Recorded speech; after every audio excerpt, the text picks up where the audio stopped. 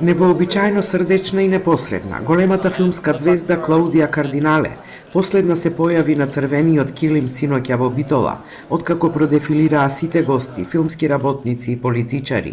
Насмејана одговори на прашањата на новинарите и расположена позираше пред фоторепортерите. На церемонијата за свечено отворање на фестивалот Браќа Манаки и беше доделена наградата Златна камера 300 за особен придонес во филмската уметност, а публиката ја дочека со овации. За мене е вистинско изненадување. Прекрасно е што ја добивам оваа награда. Имам 80 години и се уште работам. Тоа е многу важно за мене. Со мојата работа живеам многу животи. Британскиот кинематографер оскаровецот Роџер Дикинс рече дека 39 години работи зад камерата, колку што е стари фестивалот, и скромно се заблагодари за наградата Златна камера 300 за животно дело. Може би ќе звучи како клише, но морам да кажам дека кога стојам овде пред вас, се чувствувам дека сум на погрешната страна од камерата. Повеќе би сакал да бидам зад неа. Познавам мои колеги што претходно биле тука, но јас досега немав можност да дојдам. Затоа многу ми е драго што сум дел од оваа историја.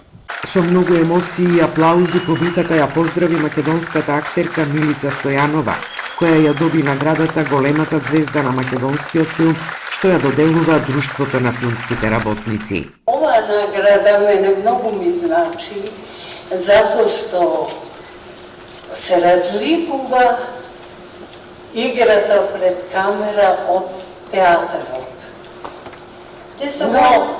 Но е еднаква по уметничкиот предизвик. Перформансот на церемонијата за отворање беше посветен на годинешното мото на фестивалот Симнуваме капа. По доделувањето на наградите беше прикажан краткиот филм Љубовникот на режисерот Игор Иванов Изи, а веднаш потоа и филмот Истребувач 2049 во чест на лауреатот Роџер Дикинс.